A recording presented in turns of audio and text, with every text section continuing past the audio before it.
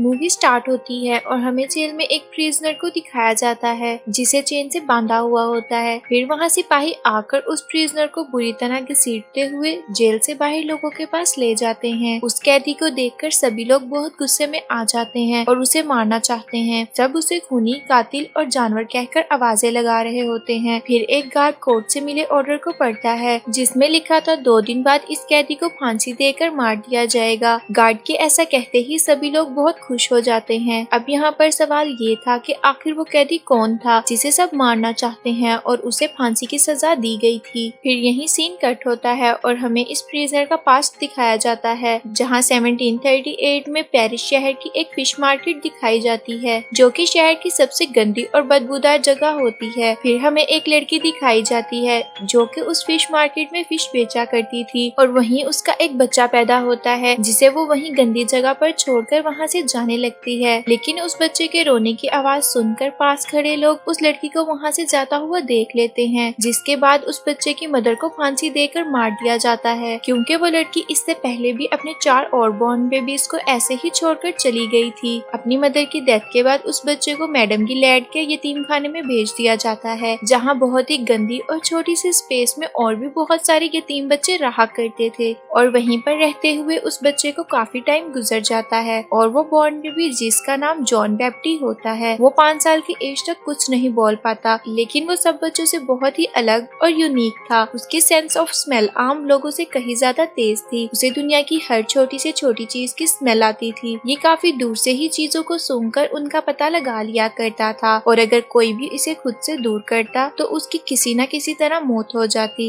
जैसे उसकी मदर की हुई थी। और ये वही प्रिजनर होता है जिसे मूवी के स्टार्ट में दिखाया गया था, जिसे 2 दिन बाद फांसी होने वाली थी। फिर 13 साल की उम्र में मैडम गिलैड यतीम खाने में स्पेस ना होने की वजह से उसे जानवरों की खाले लेने वाले एक आदमी को बेच देती हैं। जैसे ही जॉन वहाँ से उस आदमी के साथ जाता है, कुछ चोर वहाँ आकर मैडम गिलैड के पैसे चुराकर उसे मार देते हैं। जिस आदमी को जॉन बेचा गया होता है वो उससे दिन रात काम करवाया करता था और बुरी तरह मारा करता था। इसी तरह काफी टाइम गुजर जाता है और जॉन बैप्टिस्ट अब बड़ा हो जाता है। फिर एक दिन वो आदमी टाउन में खालों की डिलीवरी के लिए जॉन को भी अपने साथ टाउन में ले जाता है। यहाँ जॉन पहली बार टाउन में आया था जहाँ वो गंदी और बदबूदार जगह के अलावा साफ और खुशबूदार दुनिया देखता है। वो हर चीज को फील कर रहा होता है और हर चीज को स्मेल कर रहा होता है। डिलीवरी देने के बाद जॉन को एक स्मेल आती है जिससे वो अट्रैक्ट होकर उसे फॉलो करता हुआ एक परफ्यूम शॉप के पास पहुंच जाता है। वो परफ्यूम शॉप में टाउन के फेमस परफ्यूमर को देखता है जिसके हाथ में एक बहुत ही फेमस परफ्यूम अमोर एंड साइकी की बोतल थी। तभी उसे एक और महक का एहसास होता है जो कि एक फ्रूट सेलर लड़की में से आ रही थी और वो उसकी तरफ खींचा चला जाता है और उसके पास खड़ा होकर उसे घूरने लगता है। लड़की उसे कुछ फ्रूट देती है लेकिन जॉन उसका हाथ पकड़कर उसे स्मेल करने लगता है, जिसे देखकर वो लड़की घबराकर वहाँ से भाग जाती है। लेकिन जॉन अपने सूंघने की एबिलिटी से उस लड़की को ढूंढ लेता है और उसके पीछे जाकर उसे स्मेल कर रहा होता है। वो लड़की अपने पीछे बैठे जॉन को देखकर बहुत डर जाती है और जोर से चीखती है। जॉन उसके मुंह पर अपना हाथ रख लेता है ताकि कोई उसे ना सुन पाए और उसे उससे दूर ना ले जाए। लेकिन जब सब वहाँ से चले जाते हैं, जैसे ही जॉन उस लड़की के मुंह से अपना हाथ हटाता है तो वो देखता है कि उस लड़की की दम घुटने की वजह से डेथ हो चुकी थी। फिर जॉन उस लड़की को डीपली स्मेल करता है, लेकिन उस लड़की की डेथ होने के बाद स्लोली उसकी महक भी खत्म हो जाती है, जिसे देखकर जॉन बहुत ही हैरान हो जाता है और बहुत सैड हो जाता है। जॉन के वापस जाने पर उसका मालिक उसे बहुत ही बुरी तरह मारता है क्योंकि वो उसे बिना बताए वहाँ से चला गया था। जॉन अभी भी बहुत सैड था और वो उस लड़की के बारे में ही सोच रहा होता है। फिर हमें एक इटालियन परफ्यूमर दिखाया जाता है जिसका नाम बाल्दीनी होता है। बाल्दीनी टाउन के सबसे फेमस परफ्यूमर में से एक था।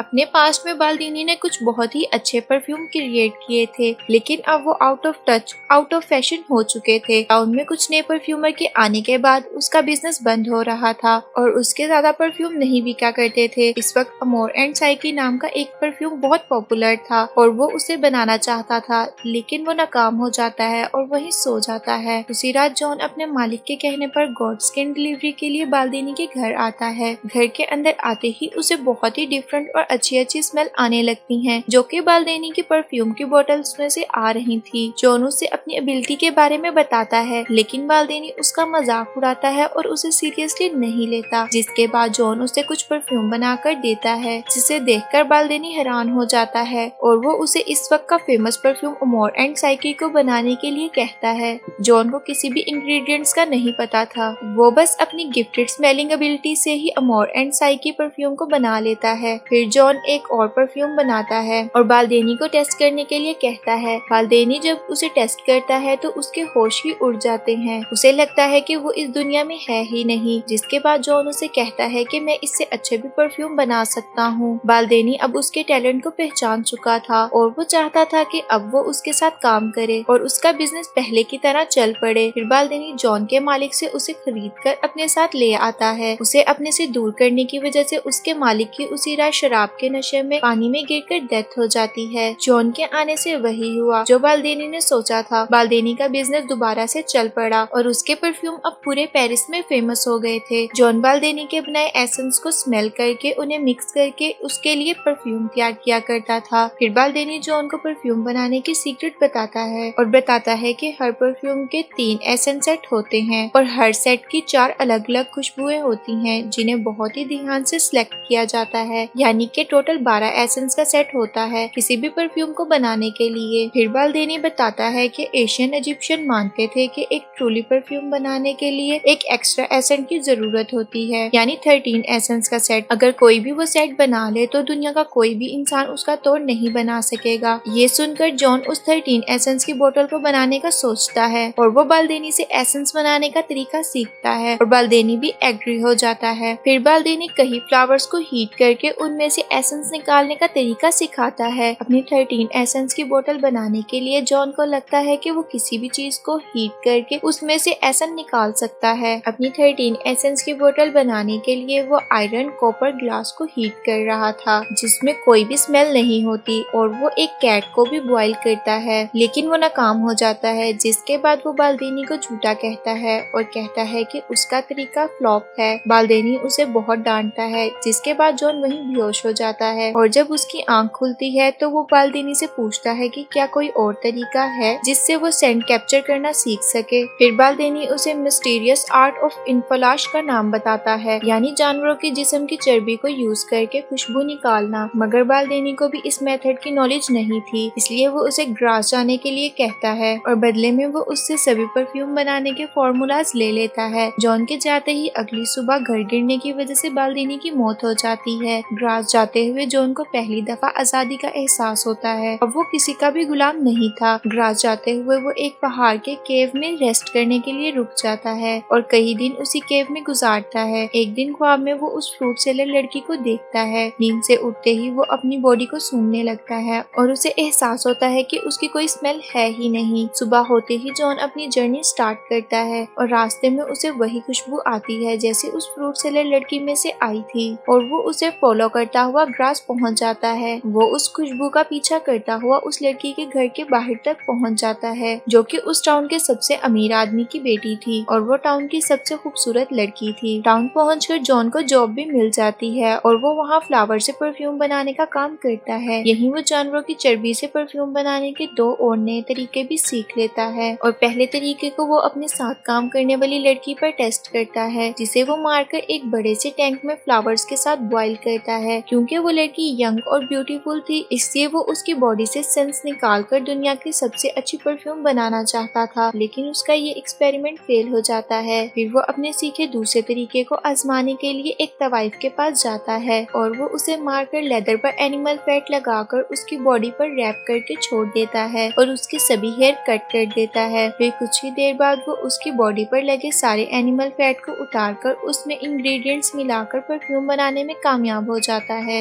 इस परफ्यूम की स्मेल उस तवाइफ की बॉडी की स्मेल जैसी ही थी, इसलिए वो उसे अपने हाथ पर लगाकर उस तवाइफ के डॉग पर टेस्ट करता है और वो अपनी ओनर की स्मेल समझकर उसके पास आ जाता है, जिससे जॉन को कंफर्म हो जाता है कि उसका ये तरीका कामयाब हो गया है। अब बालदेनी के बताए तरीके की 13 बोटल्स का सेट बनाना चाहता था। फिर नेक्स्ट सीन में उस टाउन का सबसे अमीर आदमी अपनी बेटी लोरा की बर्थडे सेलिब्रेट कर रहा होता है। लोरा की पार्टी में बहुत से लोग आए थे, जिनमें 2 ट्विन सिस्टर भी थी। फिर सब हाइड एंड सीक खेलने लगते हैं, जहाँ जॉन उन उन दो ट्विन सिस्टर को मारकर अपने साथ ले जाता है। इन ट्विन सिस्टर की बॉडी पर भी लेदर पर एनिमल फैट लगाकर उनकी बॉडी से सेंस निकाल लेता है और अपनी 2 बॉटल्स तैयार कर लेता है। एक दिन जॉन का मालिक आकर जॉन पर बहुत गुस्सा हो रहा था। जॉन अपने हाथ पर उस एसेंस की एक ड्रॉप गिरा लेता है, जिसके बाद वो उससे बहुत ही प्यार से बात करने लगता है। इससे हमें ये पता चलता है कि ये एसेंस कितना पावरफुल है। फिर नेक्स्ट डे उन 2 ट्विन सिस्टर की डेड बॉडी रिवर में मिलती है, जिसके बाद लड़कियों की मौत का सिलसिला शुरू हो जाता है। जॉन परफ्यूम बनाने के लिए एक के बाद एक लड़की को मारना शुरू कर देता है। ये देखकर टाउन में कर्फ्यू लग जाता है और डर के मारे लोग अपनी बेटियों को छुपा लेते हैं, लेकिन अभी भी लड़कियों की मौत का सिलसिला जारी था। जॉन अब तक 12 लड़कियों को मारकर उनसे अपनी 12 बोतल का सेट तैयार कर लेता है। अब बस 13वीं बोतल बनानी रह गई थी, जो कि उन सबसे ज्यादा पावरफुल और यूनिक हो। यानी अब अगली बारी लोरा की थी, क्योंकि उससे ज्यादा खूबसूरत लड़की पूरे टाउन में और कोई नहीं थी। दूसरी तरफ टाउन के सभी सोल्जर इस मर्डरर को पकड़ने में नाकाम थे, इसलिए अब ग्रास के लोग दुआ के लिए चर्च में जाते हैं और वो चर्च के प्रीस्ट से इस मर्डरर की मौत के लिए प्रे कराते हैं। जिसके बाद उन्हें एक लेटर आता है और खबर मिलती है कि वो मर्डरर पकड़ा गया है। ये सुनकर ग्रास के लोग बहुत खुश हो जाते हैं, लेकिन लोरा के फादर खुश नजर नहीं आ रहे थे। वो कोर्ट में जाकर बताते हैं कि ये किलर वो नहीं है, क्योंकि ये किलर लड़कियों का रेप किया करता था, जबकि इन 12 लड़कियों के साथ कोई रेप नहीं हुआ था। लेकिन कोर्ट ऑफिशियल केस क्लोज होने पर बहुत खुश था, इसलिए वो लोरा के फादर की कोई बात नहीं सुनता और केस को क्लोज कर देता है। लोरा के फादर अपनी बेटी के साथ ग्रास छोड़ के जाने का डिसीजन लेता है और अपनी बेटी को लेकर वहाँ से जा रहा होता है। जॉन टाउन से जाती लोरा की स्मेल को फील करता है और उसका पीछा करने लगता है। रास्ते में वो एक होटल में रुकते हैं। लोरा के फादर उसको बताते हैं कि मुझे लगता है कि वो किलर हमारे आसपास ही है, क्योंकि उसकी सारी विक्टिम्स यंग और खूबसूरत लड़कियां थी और तुमसे खूबसूरत और कौन है, इसलिए वो तुम्हें भी मारना चाहेगा।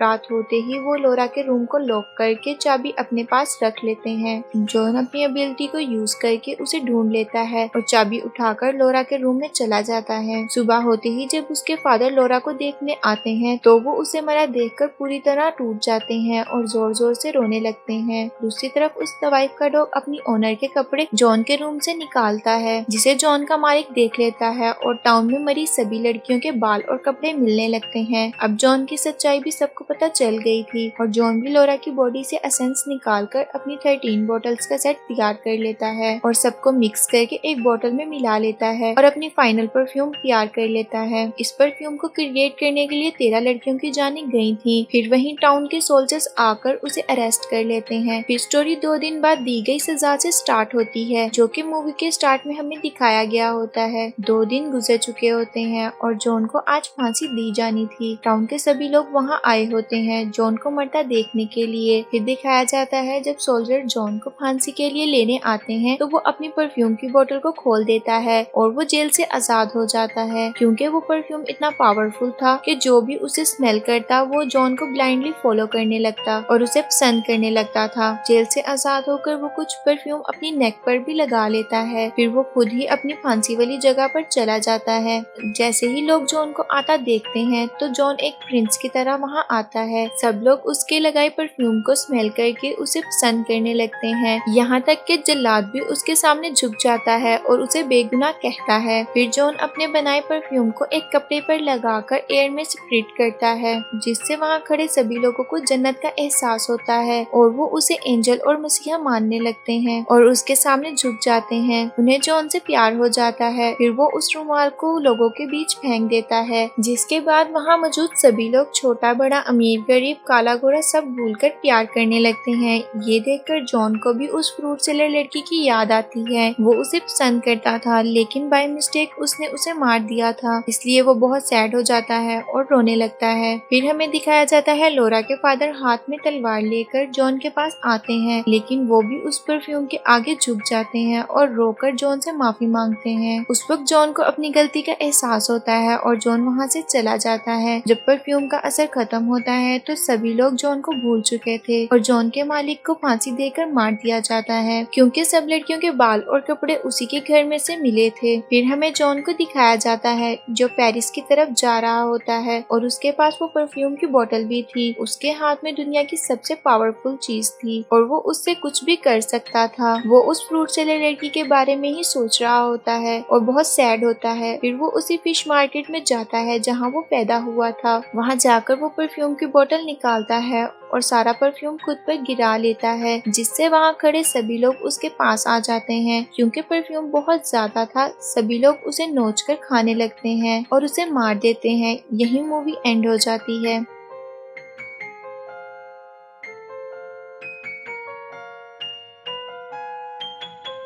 अगर आपको हमारी वीडियो अच्छी लगी है तो कमेंट सेक्शन में जरूर बताइएगा। हमारे चैनल को सब्सक्राइब कर दें और बेल आइकन को भी प्रेस कर दें और वीडियो को लाइक करना मत भूलिएगा। Thanks for watching.